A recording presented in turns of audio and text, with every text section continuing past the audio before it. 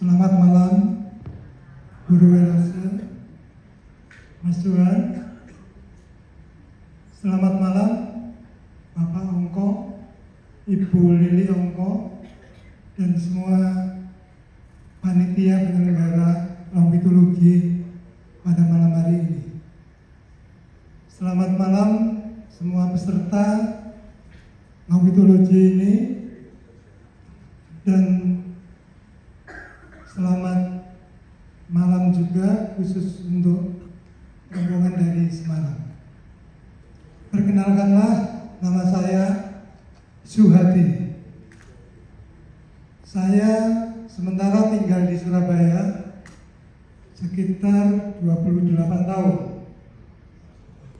Sebelumnya saya tinggal di Bangen, Kabupaten Semarang sekitar 40 tahun. Saya mengikuti Longitologi ini sudah angkatan yang ketiga. Dan malam hari ini saya akan menceritakan pengalaman saya yang berbeda dengan teman-teman kita. Yaitu ada seorang anak sekitar usia 15 tahun yang kerasukan roh. Dan roh itu pertama yang masuk itu anak kecil, kemudian orang tua dan neneknya. Jadi pada awalnya pada hari Kamis Kliwon, malam Jumat sekitar jam 12, semua guru masuk di ruang guru. Tiba-tiba ada yang berteriak. Kemudian semua guru pada keluar, hanya saya sendiri yang masih duduk. Ternyata ada salah satu siswa perempuan sekitar 15 tahun karena kelas 9, kerasukan roh. Dia matanya melalak dan dia mukuli. Dia kemudian dibawa ke UKS. Setelah dibawa di UKS, ditidurkan. Sebagian besar guru berada di situ. Guru laki-laki 3 memegang perempuan usia 15 tahun. Masih kuat, dia masih berontak. Kemudian ada salah satu guru yang punya ilmu kejawen, dia mencoba untuk supaya jangan masuk di situ. Dia lepas atau istilahnya mengusir. Dia berdoa, ternyata dia marah sehingga guru itu mundur. Setelah mundur, ada guru 3, guru agama Islam, 2 perempuan, 1 laki-laki. Ketika dia berdoa, mendoakan supaya roh itu keluar, ternyata roh ini tidak mau, bahkan marah-marah. Kemudian guru yang laki-laki itu mempunyai inisiatif, dia nyetel HP yang isinya ajan maghrib gitu loh. Jadi disetelkan itu, bahkan dia akhirnya justru lebih marah, semua ketakutan. Tadinya saya yang berdiri paling belakang karena yang lain pada takut, akhirnya saya bisa berdiri yang paling depan. Iya, saya hampir jatuh karena diterjang sama teman saya. Tetapi saya sebelumnya, saya paling belakang itu saya mencoba meditasi. Karena saya juga pengen mencoba apa yang saya dapat dari knowledge ini. Jadi saya meditasi karena saya diterjang sama teman saya, akhirnya ya saya hampir jatuh, kemudian saya yang terdepan. Setelah itu saya dalam posisi terapi tangan saya.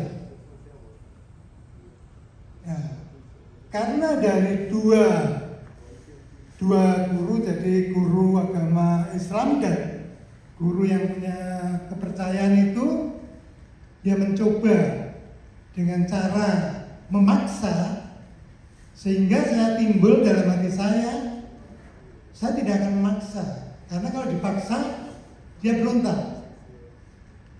Kemudian saya setelah meditasi saya tenangkan, kemudian saya arahkan juga ya terapi, kemudian saya mendekat. Saya dengan bilang, ayo kenalan dengan saya. Ya, jawabnya apa? Enggak mau. Ketika setelah enggak mau, yang akan saya pegang kepalanya mau terapi, tangan saya dilempar. Saya mundur lagi. Terus saya tanya, kenapa enggak mau? Dia jawabnya apa? Manusia itu jahat.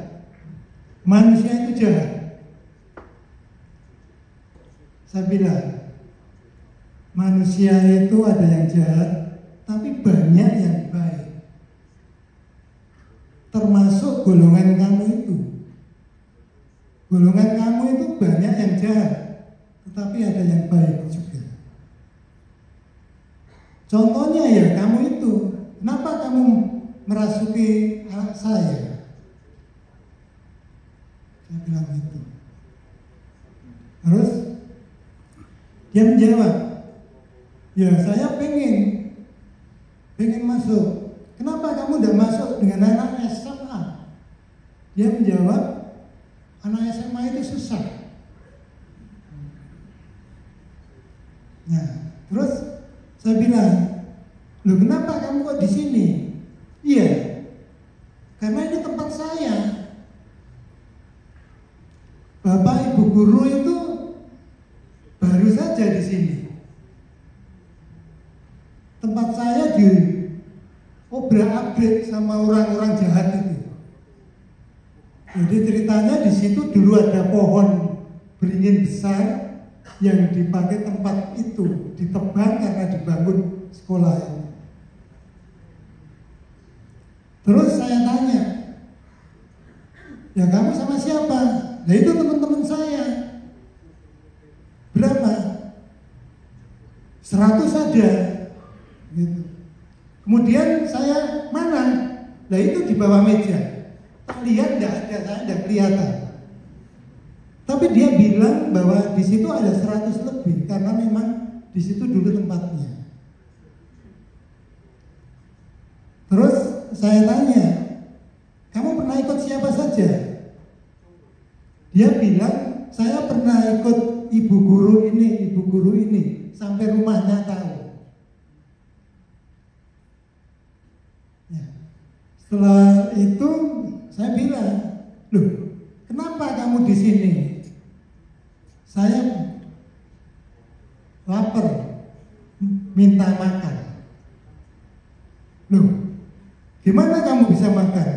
Saya bilang gitu. Ya, dia bilang di sini itu dulu banyak tanaman bunga-bunga. Nah, itu merupakan makanan saya. Jadi bunga-bunga itu termasuk makanannya. Sehingga dia lapar, dia minta. Caranya memasuki dengan anak itu. Nah, saya bilang, loh, kalau mau makan itu loh dekat Pasar Wonokromo, saya bilang gitu. Karena di situ banyak orang jual bunga. Di Royal dekat. Di situ udaranya dingin, banyak orang cantik dan ganteng pada di situ. Dia jawabnya apa? Oh, enggak bisa. Di situ sudah ada gengnya sendiri. Jadi saya kalau ke sana, saya enggak boleh, saya dimarahi. Nah, kamu gengnya di mana? Ya saya di sini, ini tempatnya. Jadi dia bilang bahwa roh itu juga punya kelompok-kelompok tersendiri. Kemudian saya tanya lagi, udah, kamu di sini sama siapa? Sama bapak saya. Terus, mana bapakmu? Saya bilang gitu. Lalu si anak ini suaranya seperti orang tua. Ada apa? Saya juga bilang, Pak, saya minta, ini anak saya sudah kelas 9, 1 bulan lagi ujian. Kalau anak bapak dan bapak masuk di tubuhnya, dia tidak bisa belajar. Nanti kalau tidak lulus bagaimana? Kasihan, bayarnya udah mahal, tidak lulus. Jadi saya minta anak bapak dan bapak jangan masuk di sini. Tapi apa? Dia tidak berani, termasuk anak tadi tidak berani karena takut bapaknya. Dan bapaknya ini ternyata takut sama neneknya. Ya, ketika bilang neneknya, saya langsung, mana nenekmu? Kemudian nenek itu tiba-tiba langsung ketawa. Hihihi, seperti Mak Lampir kalau kalian pernah melihat film Mak Lampir, persis sama itu. Saya sampai mundur, merinding semua saya, ada rasa takut juga. Karena saya ingat Mak Lampir wajahnya kan kayak gitu di film itu. Ya. Setelah itu saya bilang baik-baik, saya tidak berani memaksa, tapi saya bilang sama nenek itu, Nek, saya minta tolong, anak dan bapak dan nenek, tolong jaga anak saya ini. Anak saya mau ujian, kalau tidak lulus, ini berbahaya. Karena harus mengulang 1 tahun dan bayar. Tolong. Kemudian dia belum mau. Anak saya minta apa? Makan. Ya saya sarankan kalau memang mau makan ya pergilah ke pasar Wonokromo, di situ banyak bunga, termasuk bunga mawar itu banyak. Karena kesukaan roh itu kan bunga mawar dan biasanya sama kemenyan. Di sana menyan juga ada. Tapi tetap dia tidak mau. Sudah. Sekarang saya minta sekali lagi, tolong jangan merasuki anak saya. Pergi dari sini.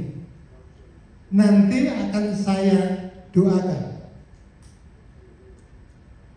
Kemudian apa?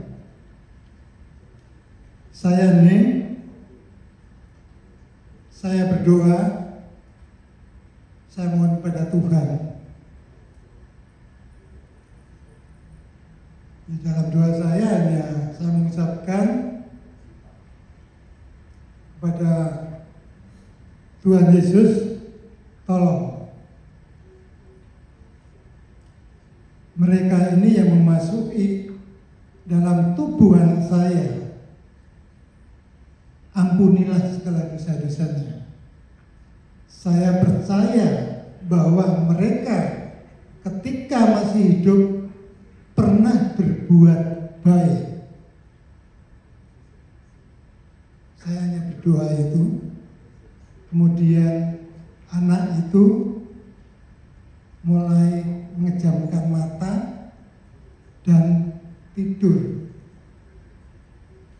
Setelah tidur sebentar dia bangun, tetapi sudah sadar.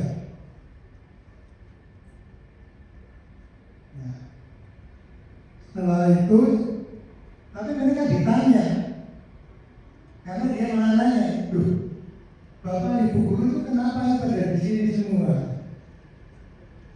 Tapi dia tidak merasa kalau dia kerasukan roh. Ya, setelah itu selesai, anaknya sudah bisa kembali ke rumah,